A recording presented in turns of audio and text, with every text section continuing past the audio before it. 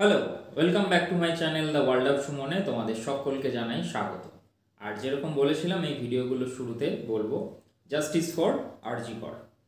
তো লাস্ট দিন যেরকম বলেছিলাম মানে এই এপিসোডগুলো যেটা হয় বৃহস্পতিবার করে যেটা আসে সেটা হচ্ছে আমাদের ফিনান্সিয়াল প্ল্যানিংয়ের এপিসোড, যেখানে লাস্ট এপিসোডে আমি বলেছিলাম যেটা ইপিএফ আর পিপিএফ সম্পর্কে ছিল।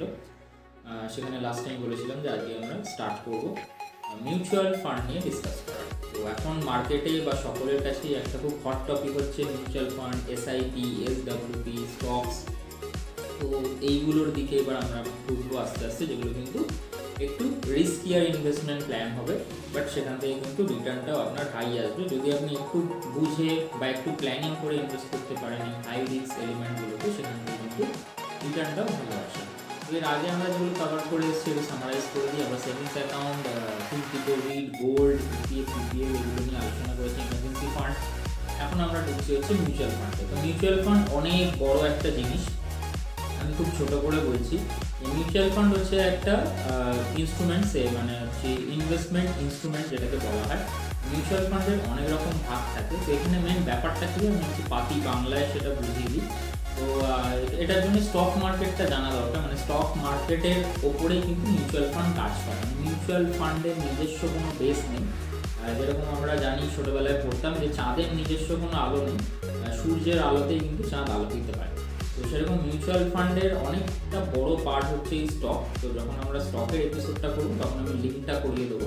এখন আপাতত বলছি যে স্টক, গভর্নমেন্ট বন্ড, প্রাইভেট সেক্টরের বন্ড, গোল্ড, এরকম কিছু কিছু যে এলিমেন্টসগুলো হয় যেগুলো এরকম ইকুইটি বা শেয়ার বা এরকম বন্ডের হিসাবে থাকে মার্কেটে, যেটা যদি আমি সিঙ্গেল কিনতে যাই অ্যাজ এ স্টক সেখানে কিন্তু অনেকটা বেশি অ্যামাউন্টে সেটা থাকে। সাপোজ আমি এক্সাম্পল দিচ্ছি, আমি হয়তো একটা স্টক কিনতে গেলাম যেটার প্রাইস হচ্ছে 5,000 টাকা।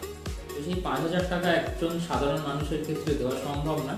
সেখান থেকেই ভেঙে এই ছোটো মিউচুয়াল ফান্ডের কনসেপ্টটা আনা হয়েছে যে 5,000 টাকাটা একজন দিতে পারছে না, এটা হয়তো অনেকগুলো মানুষের সেম সমস্যা, 50টা মানুষের হয়তো সেম সমস্যা, কিন্তু ওই 50টা মানুষ যদি 100 টাকা করে দেয় তাহলে 5,000 টাকা হচ্ছে। সেই 5,000 টাকাটার সেই 5,000 টাকা দিয়ে একটা শেয়ার কিনছে।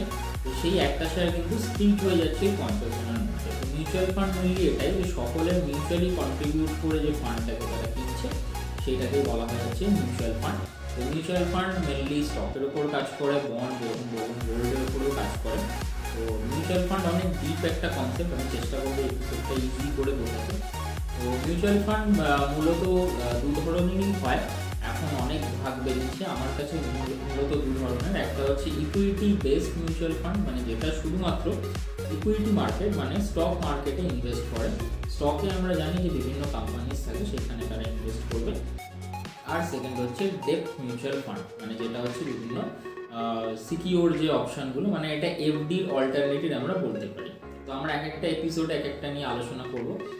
এবার মিউচুয়াল ফান্ড আগে যখন শুরু হয়েছিল অনেকে মিউচুয়াল ফান্ড আগে ভয় পেত, কারণ হচ্ছে মিউচুয়াল ফান্ড তখন ডিরেক্ট ছিল না।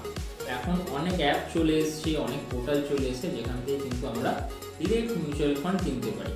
তো আগে কেন মানুষ অনেকে মিউচুয়াল ফান্ড বা স্টক এগুলো শুনলে এখন মানে যারা আমাদের একটু এজেড বা যারা আমাদের বাবা কাকাদের বয়সী, মিউচুয়াল ফান্ড কিন্তু অনেক পুরোনো একটা প্রোডাক্ট। যারা যারা স্ক্যাম 1992 দেখেছো তারা নিশ্চয়ই জানো যে স্টক মার্কেট কবে থেকে রয়েছে, বিএসসি এনএসসি। তো তখন থেকে মিউচুয়াল ফান্ডের কনসেপ্টটা আছে, অনেক দিন থেকেই আছে, কিন্তু তখন মানুষের কাছে ডিরেক্ট মিউচুয়াল ফান্ডটা ছিল না। তখন ছিল হচ্ছে ভায়া হয়ে যেত, মানে একটা কোম্পানির মিউচুয়াল ফান্ডকে ভায়া হয়ে, এজেন্টের ভায়া হয়ে সেটা আমাকে কিনতে হতো। তো তখন কী হতো, মানুষের ওই যে পার্সেন্টেজটা, ইনকামের পার্সেন্টেজটা অনেকটা কমে যেত, এবং সেই ক্ষেত্রে অনেক সময় ভুলভাল ম্যানিপুলেশন হতো, এতটা ক্ল্যারিটি ছিল না। সেই জন্য মানুষ কিন্তু মিউচুয়াল ফান্ড থেকে অনেকটা দূরে ছিল। বাট কোভিডের সময় থেকে মানুষ যখন ঘরবন্দি হলো, মানুষ এত অপশান খুঁজতে থাকলো, তখন থেকে কিন্তু মিউচুয়াল ফান্ড সম্পর্কে আরও মানুষ অ্যাওয়ার হলো, এসআইপি সম্পর্কে আরও অ্যাওয়ার হলো, টিভিতে বিভিন্ন অ্যাড চলতে লাগলো। তখন মানুষ কিন্তু ডিরেক্ট মিউচুয়াল ফান্ড, মানে আমি একজন ক্রেতা, আমি অনায়াসে ওয়ান ক্লিকে যে কোনো একটা অ্যাপ থেকে আমি ডিরেক্ট সেই কোম্পানির মিউচুয়াল ফান্ড কিনে নিতে পারি। তখন থেকে মানে পপুলারিটিটা বাড়লো মিউচুয়াল ফান্ডের। তো মিউচুয়াল ফান্ডের সুবিধা কী কী? মিউচুয়াল ফান্ডের সুবিধা হচ্ছে আমি এখানে মিনিমাম 100 টাকা থেকে আমি মিউচুয়াল ফান্ড মানে কিনতে পারি, 100 টাকা থেকে মিউচুয়াল ফান্ড কিনতে পারি। আর মিউচুয়াল ফান্ডের কিন্তু আমাকে যেটা অ্যালট করা হয় সেটা হচ্ছে NAV, NAV, net asset value. এই ন্যাব হচ্ছে খুব অল্প পরিমাণ একটা হয়, যেটা হচ্ছে আমি যে টাকাটা দিলাম, মানে বাকি কথায় আমি যদি 100 টাকা দিই, 100 টাকার এগেনস্টে যে কোনো XYZ যে কোনো ফান্ডে আমি একটা ন্যাব পেলাম। সাপোজ আমি 5 ইউনিট পেলাম, 100 টাকা দিয়ে আমি 5 ইউনিট পেলাম। ওই 5 ইউনিটটা আমার কাছে গচ্ছিত থাকছে, ওই 5 ইউনিটটার ওপর কম্পাউন্ড হচ্ছে, কম্পাউন্ড ইন্টারেস্টে সেটা বাড়ছে। এবার কিছু টার্মস অ্যান্ড কন্ডিশন থাকে, সেগুলো ডিটেলসে বলবো। সাপোজ ওই ফান্ডটা যদি আমি 1 বছর পরে গিয়ে বিক্রি করি, ওই 5 ইউনিট কিন্তু 5 ইউনিটটা আমার বাড়বে না। মানে এটা এরকম নয় যে 5 ইউনিটটা বেড়ে 6 হয়ে যাচ্ছে, সেটা সম্ভব নয়। ওই 5 ইউনিটটার ভ্যালুটা বেড়ে যাবে। মানে আমি যখন ওই 5 ইউনিট কিনেছিলাম, সেই 5 ইউনিটের দাম ছিল হচ্ছে 100 রুপিস, 100 টাকা। ওই 5 ইউনিটটা আমি চেক করতে পারি সবসময়, আমি যেখান দিয়ে ইনভেস্ট করছি বিভিন্ন জায়গা থেকে আমি চেক করতে পারি যে 5 ইউনিটটার দাম কত। যে এরকম হতে পারে যারা নতুন ইনভেস্ট করবে বা অনেকেই করে, তারা রেগুলার রোজ খুলে দেখে যে দাম কমছে না বাড়ছে। সেরকম করার কোনো দরকার নেই, তাতে মানুষজন আরও প্যানিক হয়। তো সিম্পলি আমি যদি বলি, সাপোজ আপনি 100 টাকা দিয়ে আজকের ডেটে আপনি কিনলেন ফান্ডটা, আজকে হচ্ছে 26 তারিখ, 26শে সেপ্টেম্বর 2024, আজকে মার্কেট ওপেন হবে। তারপরে আপনি যে কোনো আপনার ইচ্ছা মতো প্ল্যাটফর্ম থেকে কিনে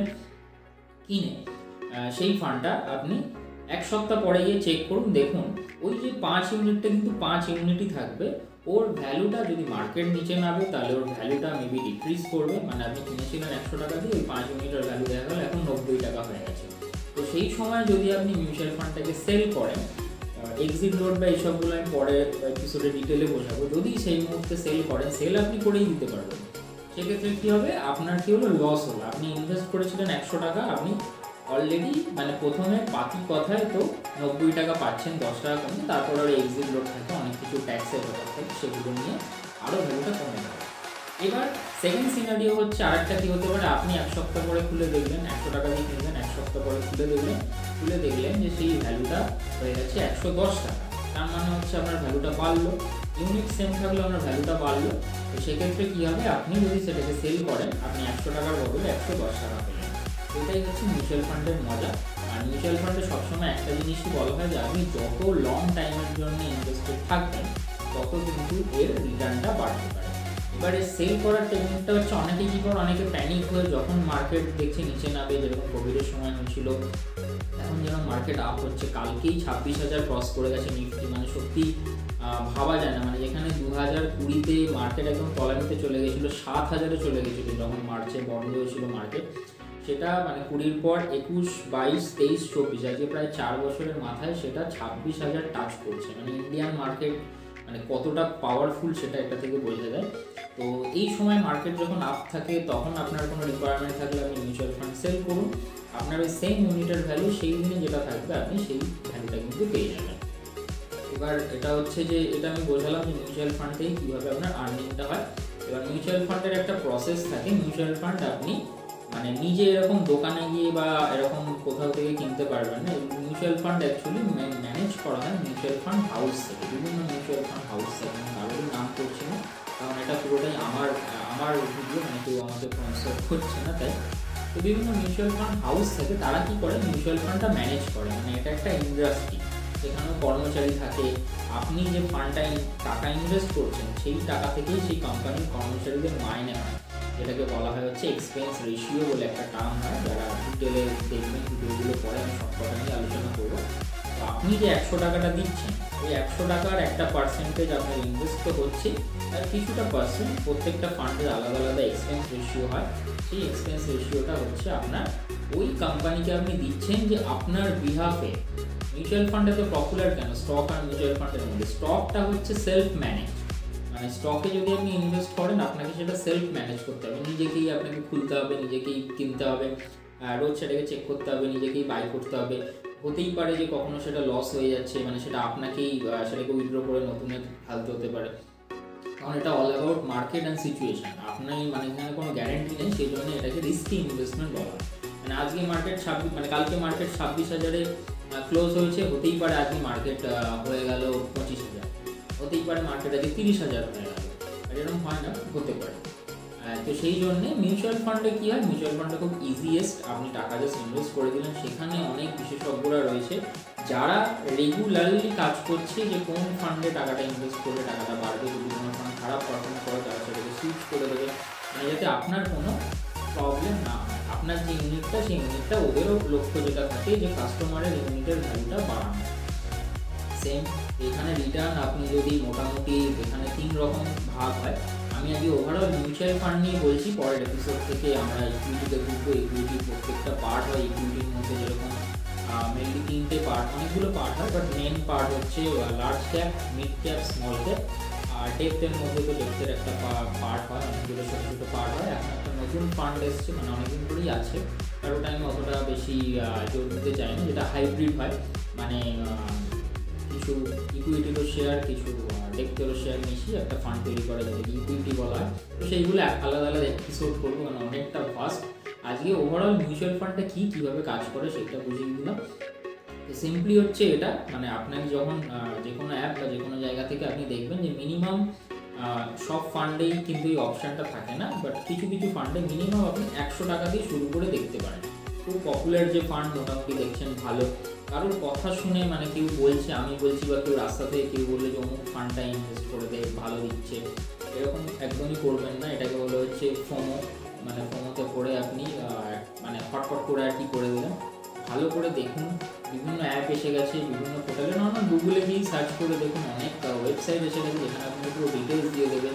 সেখানে গিয়ে ভালো করে করুন, জানুন, যে কোনো একটা ফান্ড নিয়ে আপনি সেখানে একদম 100 টাকা দিয়ে ইনভেস্ট করে শুরু করুন। বেসিক ওখানে আপনাকে কী করতে হবে, আপনার ব্যাঙ্ক অ্যাকাউন্ট অ্যাড করতে হবে, KYC করতে হবে, যেরকম ব্যাঙ্কে হয়। আর এগুলো সবকটা বড় বড় ট্রাস্টেড কোম্পানি দ্বারা ম্যানেজ হয়। সবকটা কোম্পানিতে আপনার ডিটেলস চলে যাবে, আপনার নমিনিও হয়ে যাবে, মানে পুরো ব্যাঙ্কেরই মতো সিস্টেম।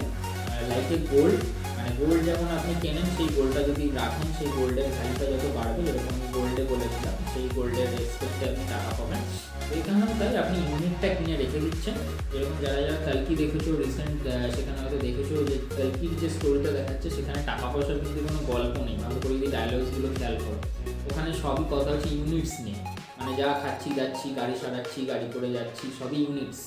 মানে মিউচুয়াল ফান্ডেও কিন্তু সব ইউনিটস, NAV, NAV। তো একটা ইউনিট আমি জমা করতে থাকবো, সেই ইউনিটটাই যখন আমি সেল করবো, ইউনিটের ভ্যালুটা বেড়ে যায় বলে মিউচুয়াল ফান্ড থেকে টাকাটা আসে। মিউচুয়াল ফান্ডেরই একটা পার্ট হচ্ছে SIP, আর একটা পার্ট হচ্ছে লামসাম, মানে এই যে ইনভেস্টমেন্টের বললো আমি এখন যে পদ্ধতিটা বললাম, সেটা হচ্ছে লামসাম, মানে হচ্ছে যে 100 টাকা একেবারে আমি দিয়ে দিলাম, দিয়ে ভুলে গেলাম।